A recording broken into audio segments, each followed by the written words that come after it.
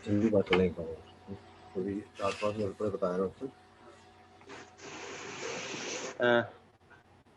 सभी का नमस्कार। पत्रकार संगठन IFWJ कोटा तथा न्यू कोटा इंटरनेशनल सोसाइटी के तत्वावधान में आज यह कोरोना काल की 13वीं मीटिंग का आयोजन यहाँ पर रखा गया है, जिसमें आप सभी का स्वागत है। आज के हमारे मुख्य वक्ता डॉक्टर सुरेश पांडे जी हैं, सुई निदेशक हैं, जो सुई नेत्र चिकित्सालय के, उनका बहुत बहुत स्वागत है, अभिनंदन है डॉक्टर साहब का। सुई नेत्र चिकित्सालय जो तलवंडी में कोटा में स्थित है, उसके डायरेक्टर हैं और डॉक्टर साहब की लेखनी भी बड़ी जोरदार है और कई समय पर समसामयिक चर्चाओं पर भी लिखते रहते हैं और बहुत अच्छे डॉक्टर्स के रूप में एक हाड़ौती नहीं पूरे देश में भी इनका नाम चलता है। और विशेष करके हमारे यहाँ तो देश और विदेश के छात्र यहाँ पढ़ते हैं, उसके दौरान भी इनकी छवि एक अच्छे नेत्र चिकित्सक के रूप में विख्यात हुई है। उनका बहुत बहुत स्वागत, अभिनंदन पत्रकार संगठन IFWJ की ओर से, साथ ही न्यू कोटा इंटरनेशनल सोसाइटी की ओर से। साथ में हमारे बीच डॉक्टर वितुल खंडेलवाल जी, उनका भी स्वागत है, अभिनंदन है। साथ ही हमारे पत्रकार साथी जुड़ रहे हैं, इटावा सांगोद के साथ में कोटा बूंदी बारां झालावाड़ के कुछ पत्रकार साथी हमारे साथ जुड़ेंगे कुछ ही क्षणों में, और साथ में कुछ स्वयंसेवी संगठनों के प्रतिनिधि जुड़ेंगे। श्रीमान डॉक्टर साहब को मैं निवेदन करना चाहता हूं कि हमारी यह पहली मीटिंग आयोजित की गई थी, उसमें श्रीमान जिला कलेक्टर महोदय उज्जवल राठौड़ जी हमारे साथ जुड़े थे और उन्होंने पुलिस प्रशासन की विभिन्न व्यवस्थाएं कोरोना काल में और कहाँ कमी आ रही है उस पर भी उन्होंने अपना ध्यान आकृष्ट किया था और पत्रकारों ने भी उनका ध्यान आकृष्ट किया था और उसके बाद उन्होंने उस संदर्भ में अपनी बात रखी थी और उन्होंने पत्रकारों को विश्वास दिलाया था, क्योंकि पत्रकार भी लोकतंत्र का चौथा स्तंभ है और पत्रकार संगठन के द्वारा ये कोरोना काल की सबसे पहले शुरुआत की गई कि इसमें लोगों को समझाइश करी जाए, कोरोना के बारे में लोगों को जागृति ला जाए। विभिन्न जो अलग अलग क्षेत्र के में नामी गिरामी चिकित्सक हैं, उनसे इसमें विचार लिए जाए ताकि पत्रकारों के माध्यम से वो आम जनता तक पहुंच सके अपनी बात। पत्रकार विभिन्न क्षेत्रों में काम करते हैं, पत्रकार भी लोकतंत्र के चौथा स्तंभ है। चिकित्सा कर्मियों के साथ में, स्वास्थ्य कर्मियों के साथ में लगातार सतत रूप से वह कार्य कर रहे हैं। ऐसे में उनको भी कोरोना का डर था, तो इसी को लेकर के पत्रकारों की संरक्षा सुरक्षा कैसे हो, उस पर भी हमें हमारे बीच में कई चिकित्सक इसमें हमारे बीच में सामने आए और उन सभी का उनके मार्गदर्शन प्राप्त किया। डॉक्टर TC आचार्य जी ने बच्चों के संदर्भ में जानकारी दी, डॉक्टर के पारिक ने कोरोना काल और श्वास के संदर्भ, डॉक्टर राकेश उपाध्याय जी ने श्वास के संदर्भित जानकारी दी, पुलिस उपाधीक्षक विजय शंकर जी शर्मा जी ने पुलिस से संबंधित अपनी बातें को इस जूम मीटिंग के दौरान रखा और कई मुद्दे थे जो उनके पास रखे गए। आज मैं सबसे निवेदन करना चाहूंगा, आज हमारे बीच में नेत्र चिकित्सक हैं, हमें नेत्र चिकित्सा के संदर्भ में भी बात रखनी है अपने को, कोरोना काल में उस पर किस प्रकार से बात रखेंगे। सबसे पहले डॉक्टर साहब अपने विचार रखेंगे, उसके बाद आपको 10 मिनट का समय मिलेगा। 10 मिनट में आप फिर जो भी आपके प्रश्न होंगे वो प्रश्न आप रख सकेंगे। तो मेरा तो यही निवेदन है आप सभी का कि भाई हम जो बात कर रहे हैं उसके लिए चलें। तो चलते हैं हम। सबसे पहले डॉक्टर सुरेश पांडे जी जो हमारे साथ जुड़े हुए हैं, उनको आमंत्रित करता हूं कि आज की इस कार्यक्रम में, आज की इस जूम मीटिंग में पत्रकार संगठन IFWJ तथा न्यू कोटा इंटरनेशनल सोसाइटी के तत्वावधान में इस जूम मीटिंग में अब नेत्रों कोविड-19 वैश्विक महामारी के समय में नेत्रों की देखभाल कैसे करें और क्या सावधानियां बरतें। तो सादर आमंत्रित है डॉक्टर पांडे सर, स्वागत है, अभिनंदन है। नमस्कार। सबसे पहले मैं श्रीमान के शर्मा साहब जी का धन्यवाद देना चाहूँगा कि उन्होंने आज इस जूम मीटिंग के माध्यम से आप सभी से रूबरू होने का मौका दिया। तो आइए हम स्टार्ट करते हैं आज की टॉक के बारे में। शर्मा साहब इसमें स्क्रीन शेयर कर सकते हैं क्या अपन?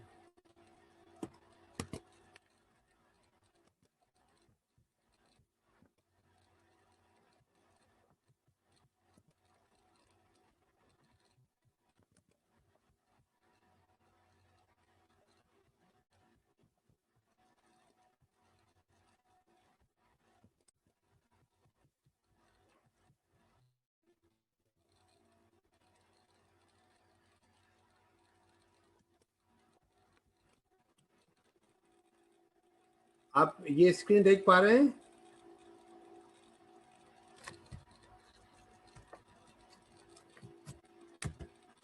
तो आज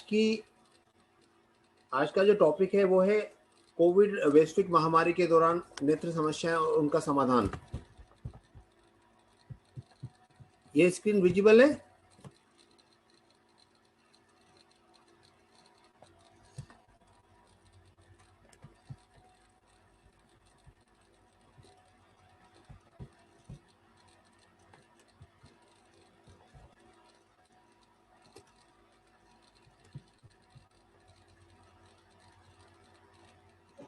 हाँ सर, बिल्कुल विजिबल है। मैंने वो होस्ट बनाते ही फिर वो मेरी आवाज नहीं आती सर। बिल्कुल अच्छा, ठीक है। विजिबल है ना? वापस मैं होस्ट बना रहा हूँ आपको वापस, है ना? तो बिल्कुल विजिबल है सर। जी जी ओके जी ओके। तो जी सर। आज का जो टॉपिक है वो है कोविड-19 वैश्विक महामारी के दौरान नेत्र समस्याएं और समाधान। जैसा कि आप सभी जानते हैं कि देश भर में कोरोना वायरस की दूसरी वेव के दौरान संक्रमित रोगियों की संख्या बहुत तेजी से बढ़ती जा रही है और यह देश के लिए बहुत ही चुनौतीपूर्ण समय है। इस चुनौतीपूर्ण समय में हमें सभी सावधानी रखनी, सतर्क रहना है, सावधान रहना है और अपना ध्यान रखना है, अपने परिवार का ध्यान रखना है और अपने परिजनों का, अपने नियर एंड डियर का स्वास्थ्य का ध्यान रखना है। और सबसे बड़ा आज का युग धर्म ये है, be safe and stay safe. आप अपन स्वस्थ रहें और सतर्क रहें, इस बीमारी से बचे रहें, ये सबसे बड़ा युग धर्म है। तो आइए हम जानते हैं आज आंखों के बारे में। ये एक फोटोग्राफ है, जो डायग्राम है, जो आंखों का स्ट्रक्चर को बताता है। हमारी आंखें शरीर का एक बहुत ही महत्वपूर्ण अंग है। आंखों का सबसे जो बाहर हिस्सा होता है इसको हम कॉर्निया कहते हैं। देखना पीपल जो कि कम प्रकाश में आती है और जब प्रकाश होता है तो आती है। ये आँख का लेंस है, जैसा कि आप देख पा रहे हैं, ये लेंस है आँख का। और इसके बाद में आँख का ये जो हिस्सा देख रहे हैं आप, ये आँख का पर्दा कहलाता है, जिसको हम रेटिना कहते हैं। ये पीले रंग का हिस्सा है, ये आँख का रेटिना है। और उसके बाद आप देख रहे हैं इसीलिए मसल से जब संकुचित होती है तो लेंस की कॉन्वेक्सिटी कम ज़्यादा होती है। और ये विट्रियस ह्यूमर है कि एक विशेष प्रकार का द्रव्य होता है जिसको विट्रियस ह्यूमर बोलते हैं। और इस द्रव्य के अंदर यदि कुछ धुंधलापन आ जाता है तो काले काले मच्छर दिखते हैं, जिसको हम फ्लोटर्स कहते हैं। ये आँख की नस है जिसको ऑप्टिक नर्व कहते हैं। और ये ऑप्टिक नर्व बहुत ही महत्वपूर्ण पार्ट है जो कि दृष्टि संवेदों को मस्तिष्क तक ले जाती है। तो ये आँख का एक मोटा मोटा स्ट्रक्चर है जिसमें आँख का जो सबसे महत्वपूर्ण अंग है, आँख का कॉर्निया यानी पारदर्शी पुतली, आँख का लेंस, आँख का पर्दा यानी कि रेटिना और आँख की दृष्टि तंत्रिका यानी कि ऑप्टिक नर्व। ये चार मुख्य हिस्से हैं आँख के, कॉर्निया, लेंस, रेटिना और ऑप्टिक नर्व। तो ये हिस्से जो आँख के ये बहुत ही महत्वपूर्ण है और ये जब आँख के सारे हिस्से अच्छी तरह से काम करते हैं तो हमें स्पष्ट दिखाई देता है। आइए हम जानते हैं कि कोरोना कालखंड में कौन कौन सी मुख्य समस्याएं हैं और उनका समाधान क्या क्या है। कोरोना कालखंड में सबसे जो महत्वपूर्ण समस्या है वो है डिजिटल आई स्ट्रेन। इसको कंप्यूटर विजन सिंड्रोम भी कहा जाता है। जैसा कि आप सभी जानते हैं कि यह एक विशेष प्रकार का समय है जहां पर अधिकांश व्यक्ति दिन भर में 10 से 12 घंटे स्मार्टफोन या डिजिटल डिवाइस का उपयोग करते हैं। आज हम भी वर्चुअल मीटिंग एक फोन के माध्यम से संपन्न हो रही है। तो दिन भर में 12 घंटे का लंबा समय जब स्मार्टफोन पर हम व्यतीत करते हैं तो उसके कारण, स्क्रीन टाइम बढ़ जाने के कारण आंखों में अनेक समस्याएं खड़ी जाती हैं, जिनको हम डिजिटल आई स्ट्रेन या डिजिटल विजन सिंड्रोम कहते हैं।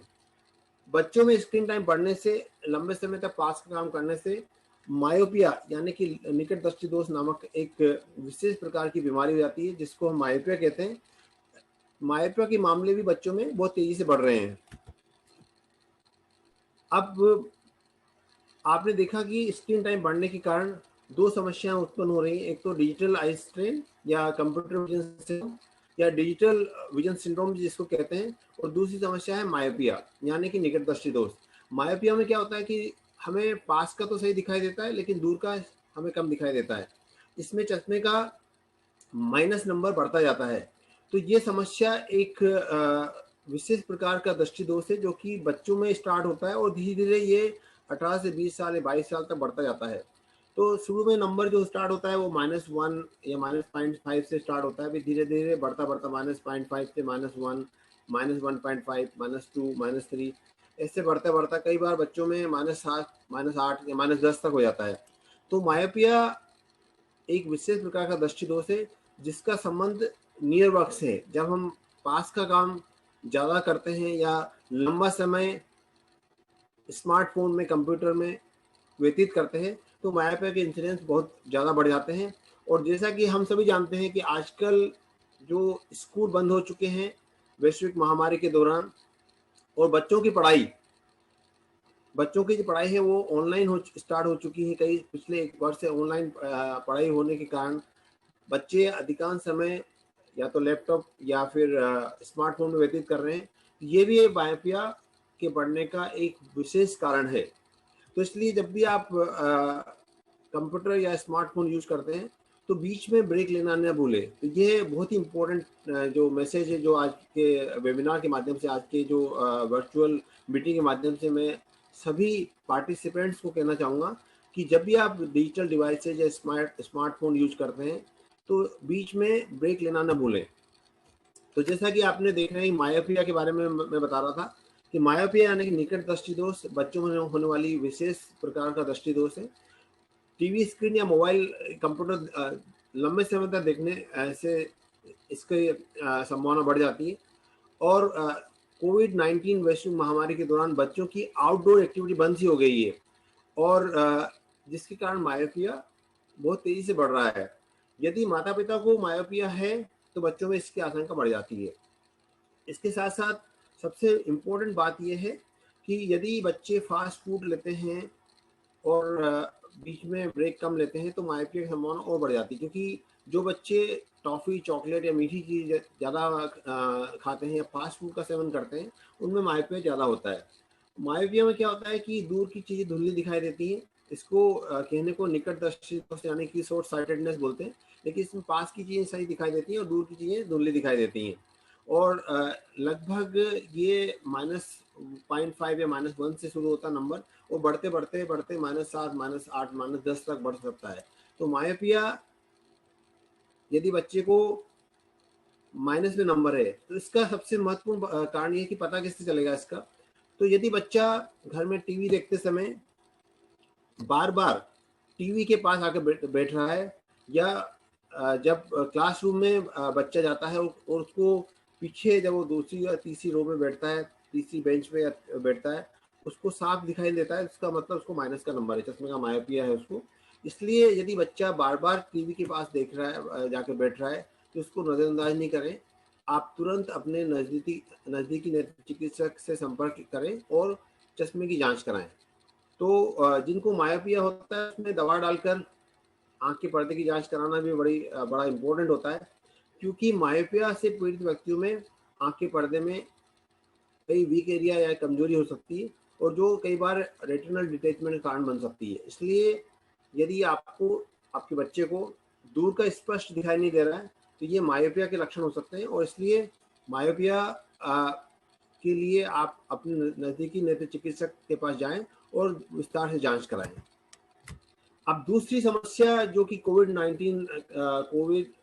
कोरोना वैश्विक महामारी के दौरान देखी जा रही है वो है डिजिटल आई स्ट्रेन या डिजिटल विजन सिंड्रोम। जैसा कि मैंने पहले बताया कि लंबे समय तक 6 से 8 घंटे या उससे भी लंबे समय तक आज हर व्यक्ति स्मार्टफोन या कंप्यूटर, लैपटॉप यूज कर रहा है, जिसके कारण आंखों में अनेक लक्षण पैदा होते हैं जिनको हम डिजिटल आई स्ट्रेन कहते हैं। अब आइए हम जानते हैं कि डिजिटल आई स्ट्रेन के लक्षण क्या क्या होते हैं। डिजिटल आई स्ट्रेन होता क्यों है? तो सबसे पहले जानते हैं कि डिजिटल आई स्ट्रेन क्यों होता है। सामान्यतः 1 मिनट में हमारी आंखें लगभग 18 से 20 बार ब्लिंक करती हैं। जब हमारी आंखें ब्लिंक करती यानी जब हम पलकों को झपकते हैं तो टीयर फिल्म यानी कि आंसुओं की परत जो होती है वो पूरी कॉर्निया को अच्छी तरह से मॉइस्ट कर देती है। तो इसलिए हमें जब भी ये पलक झपकें तो पूरी तरह से कंप्लीट ब्लिंक करें, पूरी तरह से अपर लिड और लोअर लिड टच होनी चाहिए, जिसको बोलते हैं कंप्लीट ब्लिंक। तो अच्छी तरह से पूरी तरह से आंख को बंद करें फिर खोलें, जिससे कारण जो टीयर फिल्म होती है, जो आंसू की परत होती है, वो पूरी तरह से कॉर्निया को कवर कर सके। तो जब हम लोग लंबे समय तक स्मार्टफोन या कंप्यूटर या लैपटॉप यूज करते हैं, तो ये जो ब्लिंक रेट होती है नॉर्मली 18 से 20 बार हमारी पलक 1 मिनट में झपकती है, ये ब्लिंक रेट आधी हो जाती है। यानी कि लंबे समय तक जब हम अपना फ़ोन देखते हैं या टैबलेट यूज करते हैं या अपना लैपटॉप यूज करते हैं, तो हमारी जो पलकें होती हैं वो 1 मिनट में लगभग 10 बार झपकती है। यानी नॉर्मल ब्लिंक रेट जो 20 बार होनी चाहिए वो आधी हो जाती है, जिसके कारण आंखों में ड्राइनेस उत्पन्न होती है। ड्राई, जिसको हम ड्राई आई सिंड्रोम कहते हैं। डिजिटल आई स्ट्रेन से पीड़ित व्यक्ति को आंखों में चुभन होना, आंखों में पानी आना, आंखें थकी हुई होना, सिर दर्द होना, आंखों में दर्द होना आदि अनेकों लक्षण हो सकते हैं। तो डिजिटल आई स्ट्रेन से बचने के लिए सबसे महत्वपूर्ण उपाय है, जो आज की जूम मीटिंग के माध्यम से मैं आप सभी से शेयर करना चाहता हूँ, वो है 20-20-20 रूल। जब भी आप कंप्यूटर यूज करते हैं तो 20-20-20 रूल का पालन करें। आप जानते ही 20-20-20 रूल क्या होता है। यानी कि जब आप कंप्यूटर या लैपटॉप यूज कर रहे हैं, मोबाइल फोन, स्मार्टफोन यूज कर रहे हैं, तो 20 मिनट के बाद 20 सेकंड का ब्रेक लें, 20 फीट दूर देखें और संभव हो सके तो 20 कदम चल भी लें।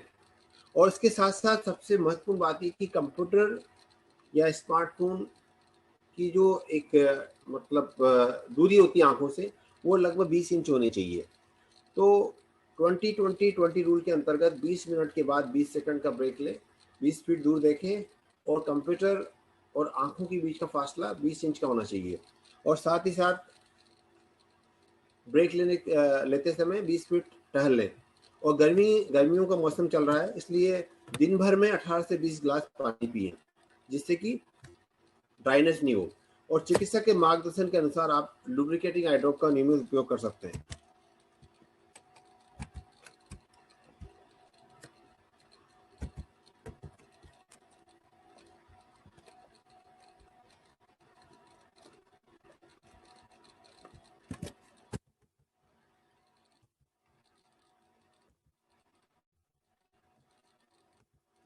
दूसरी जो विशेष समस्या कोरोना कालखंड में देखी जा रही है, उसे बोलते हैं हम लोग टॉक्सिक या केमिकल कंजक्टिवाइटिस। जैसा कि हम जानते हैं, सैनिटाइजर आज कोरोना कालखंड के जीवन का एक महत्वपूर्ण हिस्सा बन चुका है।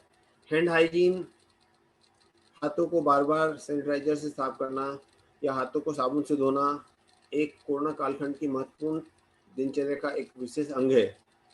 तो जब हम सैनिटाइजर का उपयोग करते हैं और उन्हीं हाथों से हम जब आंखों को छूते हैं, तो सैनिटाइजर जो हाथ की उंगलियों पे होता है वो आंखों में चला जाता है, जिसके कारण केमिकल कंजक्टिवाइटिस होने का खतरा होता है।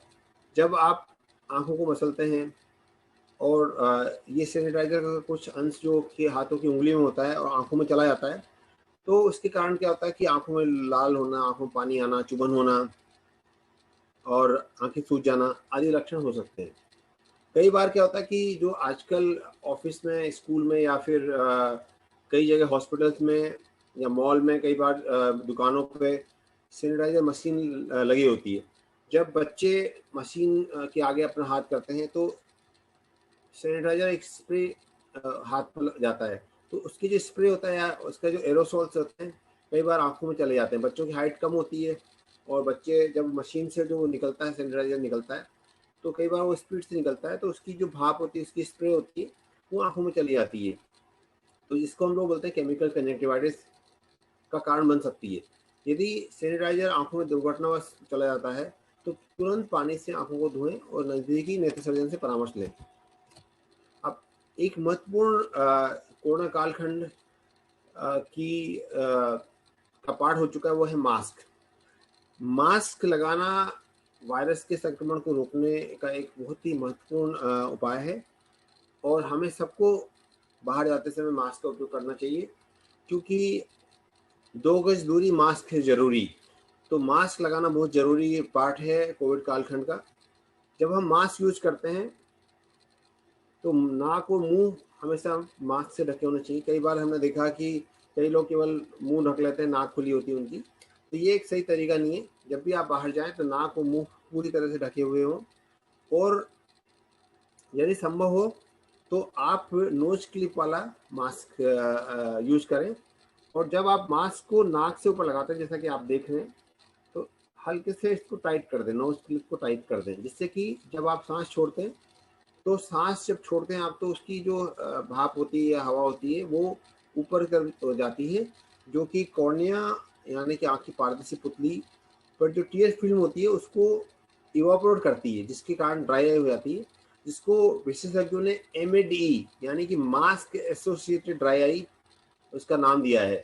तो इसलिए यदि आप मास्क लगाते हैं, उसको ऊपर से टेप लगा लेते हैं या अच्छी तरह से जो नोज क्लिप लगा लेते हैं, तो ऐसी स्थिति में जब आप सांस छोड़ेंगे तो हवा जो होगी, श्वास होगी, वो नीचे की तरफ से बाहर निकलेगी, एस्केप होगी, जिसके कारण आपको मास्क एसोसिएटेड ड्राई आई होने की संभावना कम होगी।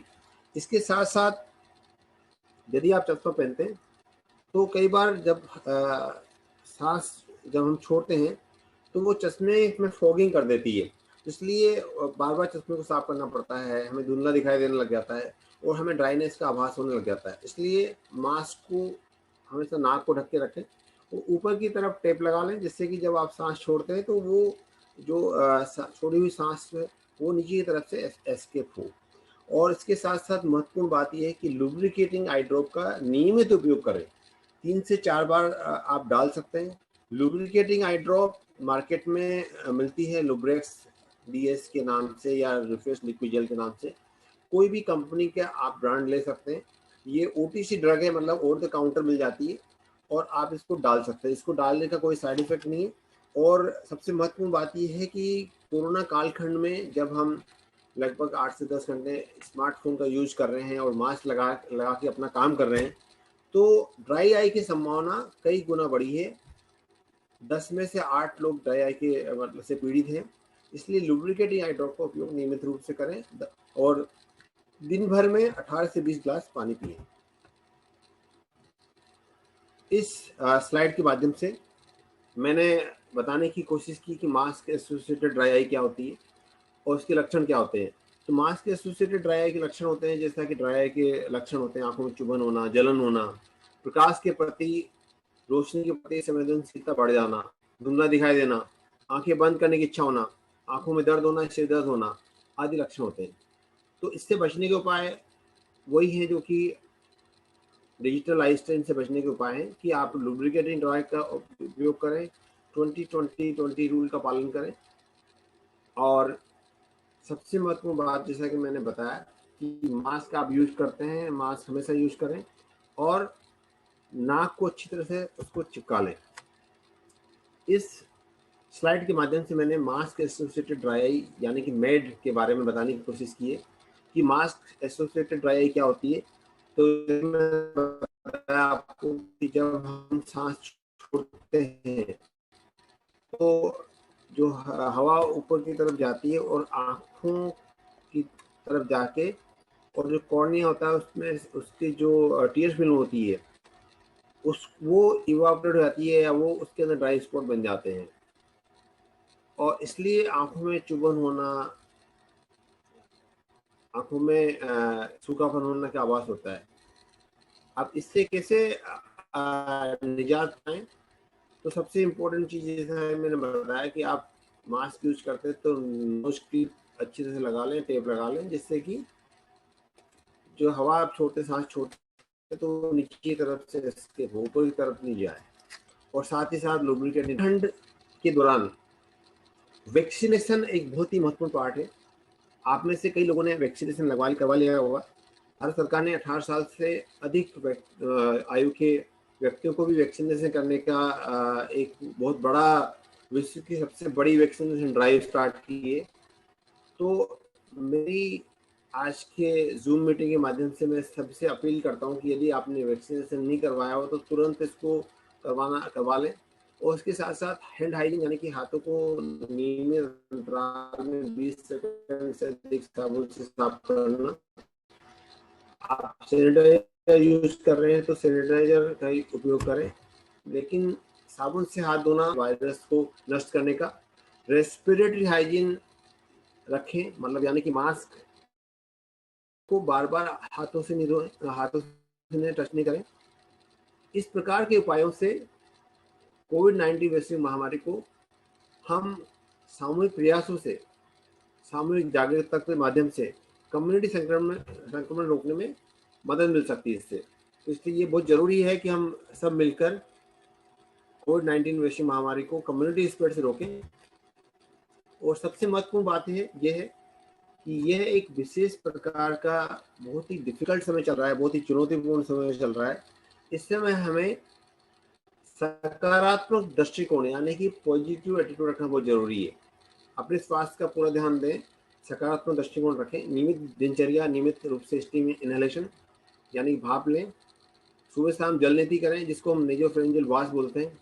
जल नीति हम लोग लगभग 1 वर्ष से लगातार करते आ रहे हैं और जल नीति वायरस लोड कम करने का एक बहुत ही अचूक उपाय है, क्योंकि जब आप जल नीति करते हैं तो जो वायरस नाक में और गले में जाता है वो वाश हो जाता है, वो वायरल लोड कम हो जाता है। तो इसलिए सीवियर कोविड-19 जो वायरल लोड होता है वो कम हो जाता है। तो जल नीति, स्टीम इनहेलेशन ये बहुत ही इफेक्टिव तरीका है वायरल लोड कम करने का। और इनके साथ साथ समय पर सोएं और पौष्टिक आहार लें, जंक फूड का सेवन न करें और साथ ही साथ योगा प्राणायाम को अपने जीवन का एक महत्वपूर्ण अंग बना के रखें। तो कोविड-19 जो है चुनौतियां, उसका सामना हम सबको मिलकर करना पड़ेगा। और इसके साथ साथ में अब आपको कुछ 5 या 10 मिनट और लूँगा मैं, जिसमें आपको आंखों की अन्य बीमारियों के बारे में बताना चाहता हूँ। तो कोविड-19 स्पेसिफिक आई प्रॉब्लम बाद चलिए अब हम आते हैं कि आंखों की अन्य बीमारियां कौन कौन सी हैं जो कि नॉर्मली 40 साल के बाद देखी जाती हैं। तो ये है एक महत्वपूर्ण बीमारी है जिसको हम बोलते हैं प्रेसबायोपिया, यानी कि 40 साल के बाद में पास का चश्मा लगाने की आवश्यकता महसूस होना, जिसको हम बोलते हैं जरा दृष्टि दोष या प्रेसबायोपिया। 40 साल या उससे अधिक तो हमें पास का धुंधला दिखाई देने लग जाता है, जिसको हम प्रेसबायोपिया कहते हैं। ये कोई बीमारी नहीं है, ये तो एक उम्र के साथ आंखों में होने वाला परिवर्तन है। दूसरी सबसे महत्वपूर्ण जो परिवर्तन आंखों में होने वाला है मोतियाबिंद यानी कैटरैक्ट। हमारा जो लेंस होता है वो नॉर्मली क्लियर होता है, और जब ये जो लेंस होता है आप देख पा रहे हैं, ये आंख है और ये लेंस आप देख पा रहे हैं। तो लेंस होता है जब अंदर जो प्रोटीन होता है वो धुंधला हो जाता है, तो वो मोतियाबिंद का कारण बनता है। मोतियाबिंद से महत्वपूर्ण कारण है, इसलिए मोतियाबिंद का समय पे उपचार बहुत जरूरी है। इसका उपचार केवल ऑपरेशन से संभव हो सकता है। बहुत सारी दवाइयाँ उपलब्ध हैं, लेकिन अभी तक कोई भी दवाई मोतियाबिंद को रिवर्स करने में 100% इफेक्टिव नहीं हो पाई है। इसके अतिरिक्त जो अंधता का दूसरा महत्वपूर्ण कारण है वो है दृष्टि दोष, जैसा कि मैंने बताया, मायोपिया, हाइपरमेट्रोपिया। दृष्टि दोष जो है ये अंधता या दृष्टि बाधिता का दूसरा प्रमुख कारण है। दृष्टि बाधिता और दृष्टिहीनता का तीसरा मुख्य कारण है ग्लोकोमा यानी काला पानी। Glaucoma silent thief of site है, यानी कि दृष्टि का गुपचुप चोर है। इसलिए सबसे महत्वपूर्ण बात यह है कि ग्लोकोमा की जांच समय पर बहुत जरूरी है। इसके लक्षण होते नहीं है, इसलिए जब भी आप डॉक्टर के पास जाएं तो आंखों का प्रेशर जरूर चेक कराएं। जिस प्रकार से हमें हर 6 महीने में ब्लड प्रेशर और शुगर की जांच कराना जरूरी होता है, उसी प्रकार से हमें ग्लोकोमा की जांच भी हम जरूर कराएं, आंखों का प्रेशर की जांच कराएं। और इसके साथ साथ रेटिनल प्रॉब्लम भी हो सकती है, जैसे डायबिटिक रेटिनोपैथी। यदि आप मधुमेह से पीड़ित हैं या यदि आप हाइपरटेंशन यानी उच्च रक्तचाप से पीड़ित हैं, तो इसका असर आंखों में भी आता है, तो इसकी जांच जरूर कराएं। तो जैसा मैंने बताया कि प्रेसबायोपिया यानी कि 40 साल के बाद होने वाला चश्मे की आवश्यकता होना पास के काम के लिए। तो नॉर्मली इसका जो नंबर होता है वो +0.5 या 1 से स्टार्ट होता है और धीरे धीरे ये बढ़ते बढ़ते 3 डायप्टर तक चला जाता है।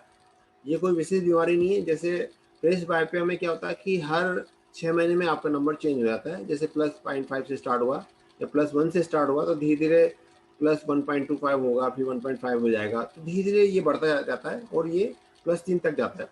इसलिए जब भी आपको अगर पास के चश्मे की जरूरत पड़े तो आप परेशान नहीं हो। ये एक उम्र के साथ होने वाला परिवर्तन है जिसको हम प्रेस बायोपिया कहते हैं। अपने नजदीकी नेत्र विशेषज्ञ के पास जाएं और चश्मे की जांच कराएं। जैसा मैंने बताया कि मोतियाबिंद सबसे महत्वपूर्ण कारण है ब्लाइंडनेस का, उसके बाद फिर दृष्टि दोष, फिर ग्लोकोमा यानी कि काला पानी, कॉर्नियल ब्लाइंडनेस यानी कि आंखों में चोट लगना, और रेटिना की समस्या जैसे कि मैकुलर डिजनरेशन या डायबिटिक रेटिनोपैथी, ये प्रमुख कारण है दृष्टिहीनता के, ब्लाइंडनेस के। मोतियाबिंद जैसा कि आप देख पा रहे हैं, ये पका हुआ मोतियाबिंद का फोटोग्राफ है, और जब मोतियाबिंद पक जाता है तो इस तरह से ये सफेद सफेद दिखाई देता है, जैसा कि आप देख पा रहे हैं। जैसे आप देख रहे हैं कि ये लेंस से आंखें नॉर्मली ट्रांसपेरेंट होता है, ये कॉर्निया है, कॉर्निया भी ट्रांसपेरेंट होता है, लेंस भी ट्रांसपेरेंट होता है, और ये रेटिना होता है जैसे कि मैंने बताया, और ये ऑप्टिक नर्व यानी दृष्टि तंत्रिका है। तो जब ये ट्रांसपेरेंट होता है तो स्पष्ट हमें दिखाई देता है। जब लेंस की ट्रांसपेरेंसी समाप्त हो जाती है, जब लेंस धुंधला हो जाता है यानी कि अपनी पारदर्शिता खो देता है, तो उस स्थिति को हम मोतियाबिंद कहते हैं। तो मोतियाबिंद एक ऐसी बीमारी है जिसमें पारदर्शी लेंस धुंधला होने लगता है, जिसके कारण हमें साफ दिखाई नहीं देता है। जैसा कि आप देख पा रहे हैं, ये ताजमहल है और इसमें मोतियाबिंद से पीड़ित व्यक्ति को इस प्रकार से दिखाई देगा ताजमहल। और सबसे जो प्रमुख कारण है मोतियाबिंद का या प्रमुख लक्षण है वो है स्कैटरिंग। जब व्यक्ति रात को गाड़ी चलाता है तो उसको प्रकाश फैला हुआ दिखाई देता है, स्कैटरिंग ऑफ लाइट बोलते हैं उसको। ऐसी स्थिति में एक्सीडेंट होने का खतरा बहुत ज्यादा हो जाता है। इसलिए मोतियाबिंद यदि आपको है और ड्राइविंग में दिक्कत है तो आप तुरंत अपने नजदीकी नेत्र विशेषज्ञ के पास जाएं और आंखों की जांच कराएं। मोतियाबिंद का जो कारण है, एक उम्र के कारण शरीर में आंखों में होने वाला बदलाव होता है। इसके अतिरिक्त मोतियाबिंद आंखों में लगी चोट के कारण हो सकता है, या फिर डायबिटीज वाले रोगियों को हो सकता है। यदि आप स्टेरॉइड नामक आई ड्रॉप या स्टेरॉइड नामक टेबलेट लंबे समय तक उपयोग कर रहे हैं तो आपको मोतियाबिंद हो सकता है। कभी कभी आंखों में की गई अन्य सर्जरी जैसे कि रेटिनल डिटैचमेंट या पर्दे का ऑपरेशन, उससे भी मोतियाबिंद हो सकता है। तो मोतियाबिंद का उपचार क्या है, आइए हम तो मोतियाबिंद का उपचार केवल एकमात्र शल्य चिकित्सा है। यदि हम इसका उपचार नहीं करें तो धीरे धीरे रोशनी कम होती है और व्यक्ति अंधा भी हो सकता है। तो इसलिए इसका समय रहते हुए उपचार कराना बहुत जरूरी है। यदि आपने इसमें लापरवाही बरती तो व्यक्ति इसमें अंधा हो सकता है, क्योंकि काला पानी बन सकता है। मोतियाबिंद ज्यादा पकने पर काला पानी यानी ग्लोकोमा हो जाता है, जिसके कारण दिखना बंद हो जाता है, और ये इरिवर्सिबल लॉस ऑफ ब्लाइंडनेस, मतलब इरिवर्सिबल लॉस ऑफ विजन हो सकता है। तो ये आप देख पा रहे हैं सफेद मोतियाबिंद है, तो इस स्टेज तक नहीं पहुंचने दें, आप इससे पहले ही ऑपरेशन करवा लें। इसके अतिरिक्त मैं मोतियाबिंद ऑपरेशन में सबसे महत्वपूर्ण चीज होती है लेंस, कृत्रिम लेंस जिसको बोलते हैं। मैं समझता हूँ कि अधिकांश व्यक्तियों का, आप में से कई लोगों का या परिवार में कई सारे व्यक्ति इससे जानते होंगे आप, जिनका लेंस प्रत्यारोपण हो चुका है, लेकिन यह जानकारी बहुत कम लोगों को कि लेंस का आविष्कार कैसे हुआ। तो लेंस का आविष्कार का जो सारा श्रेय जाता है वो है वर्ल्ड वार 2 को जाता है, द्वितीय विश्व युद्ध को जाता है। द्वितीय विश्व युद्ध के दौरान जो रॉयल एयरफोर्स इंग्लैंड का लड़ाकू विमान था हॉकर हरिकेन, जैसा कि आप देख पा रहे हैं इस स्क्रीन में, ये लड़ाकू विमान है हॉकर हरिकेन। इसकी जो विंडशील्ड होती है, इसकी जो विंडशील्ड के जो टुकड़े होते हैं, वो इसके जो पायलट थे उनकी आंख में चले गए। और जब ये पायलट, इसका एक्सीडेंट हो गया, जब जर्मन की सेना ने इसको मार गिराया हॉकर हरिकेन को, तो जो पायलट को पैराशूट लगा कूदना पड़ा और उनको काफी चोटें आई। जब पायलट आईसीयू में एडमिट रहे कुछ 1 महीने तक, उसके बाद जब डिस्चार्ज होकर डॉक्टर हैरोल्ड रिडली के पास दिखाने पहुंचे तो उन्होंने देखा कि उनकी आंख में जो इसकी विंडशील्ड के यानी कि खिड़की के जो टुकड़े गए थे वो इनर्ट थे। तो डॉक्टर रिडले ने लेंस का आविष्कार किया, और लेंस का आविष्कार एक्रिलिक नामक जो टुकड़े थे, एक्रिलिक नामक मटेरियल से बने हुए थे, उसी एक्रिलिक पदार्थ से रिडले ने लेंस का आविष्कार किया। और रिडले को इस महत्वपूर्ण आविष्कार के लिए सर की उपाधि से सम्मानित किया गया। तो यह था कृत्रिम इंट्राओकुलर लेंस का एक खोज का इतिहास, जो कि अधिकांश व्यक्तियों को पता नहीं है, लेकिन यह खोज सबसे क्रांतिकारी खोज थी मेडिकल जगत की, क्योंकि इस खोज के बाद आंखों का ऑपरेशन करना कच्चे मोतियाबिंद वाले स्टेज में संभव हो सका। और मोतियाबिंद ऑपरेशन ऐसा ऑपरेशन है जो शरीर में सबसे ज़्यादा किया जाना वाला ऑपरेशन है। प्रत्येक वर्ष करोड़ों ऑपरेशन होते हैं। भारतवर्ष में लगभग 5 से 7 करोड़ ऑपरेशन होते हैं, और पूरे विश्व भर में जो नंबर्स है वो और ज़्यादा है इससे। तो ये आप देख पा रहे हैं आजकल मोतियाबिंद ऑपरेशन किस प्रकार से होता है। ये इसका एनिमेशन है। आजकल ऑपरेशन जो होता है वो फेको पद्धति से होता है, और फेको पद्धति से मोतियाबिंद को बारीक टुकड़ों में काटा जाता है और उसको सक कर लिया जाता है। तो ये है फेको पद्धति, जिसमें कि 2.2 मिलीमीटर के सूक्ष्म चीरे से मोतियाबिंद को निकाला जाता है। कोई टाँका नहीं, कोई पट्टी नहीं, कोई दर्द नहीं। तो इस प्रकार से मोतियाबिंद एक डे केयर सर्जरी के रूप में सर्जरी बन चुका है। इसके लिए आपको पकने या बहुत लेट करने की जरूरत नहीं। आप जब भी आपको सिम्टम लगे तब भी आप ऑपरेशन करा सकते हैं। मोतियाबिंद का ऑपरेशन फेको पद्धति भी एक बहुत बड़ी क्रांतिकारी खोज है, जो कि चार्ल्स कैलमैन नामक वैज्ञानिक या नामक डॉक्टर द्वारा संपन्न हुई है। अब ये देख रहे हैं आप लेंस प्रत्यारोपण किस प्रकार से हो रहा है। ये एक एनिमेशन है। आजकल मुड़ने वाले लेंस, मुलायम लेंस उपलब्ध हैं, जो कि इंजेक्टर के माध्यम से 2.2 मतलब 2.2 मिलीमीटर के सूक्ष्म चीरे से आंख के अंदर सफल रूप से प्रत्यारोपित किए जाते हैं। आप देख पा रहे हैं किस प्रकार से लेंस प्रत्यारोपण के बाद ये एक वीडियो है जिसमें ऑपरेशन किया जा रहा है, और ये 2.2 मिलीमीटर के माध्यम से मुलायम लेंस का प्रत्यारोपण आंख के अंदर किया जा रहा है। ये देखिए आप किस प्रकार से इंजेक्टर में लेंस को लोड करने के बाद ये लेंस अंदर जाके मुड़ा हुआ है और ये खुल रहा है। जिस प्रकार से एक फूल खुलता है, इस प्रकार से ये खुल जाता है। कैटरेक्ट सर्जरी का इतिहास भी बड़ा इंटरेस्टिंग है। इसमें सबसे महत्वपूर्ण बात है कि इसकी खोज इसमें सुश्रुत ने सबसे पहले सर्जरी की थी, और सुश्रुत के बाद में फिर धीरे धीरे मोतियाबिंद की सर्जरी रिवाइज होती गई, और आज हम 2.2 मिलीमीटर के सूक्ष्म चीरे से मोतियाबिंद कर सकते हैं। अब एक सवाल आता है कि मोतियाबिंद का ऑपरेशन कब करना चाहिए। मोतियाबिंद का ऑपरेशन आप कभी भी करा सकते हैं, जब आपको लक्षण हो जाए तब करा सकते हैं। इसके लिए पकना जरूरी नहीं है। अब विभिन्न प्रकार के लेंस उपलब्ध हैं, जो कि मुलायम लेंस या कठोर लेंस, पर अभी आजकल मुलायम लेंस ज़्यादा कॉमन यूज होते हैं। और ये आपने देखा कि किस प्रकार से मुलायम लेंस आंख के अंदर डाला जा रहा है। अब एक सवाल आता है कि मोतियाबिंद को रोकना संभव हो सकता है क्या। मोतियाबिंद को रोकना संभव नहीं हो सकता, लेकिन इसको डिले किया जा सकता है। जिस प्रकार से हम यदि सूरज की अल्ट्रावायलेट किरणों से हम बचें,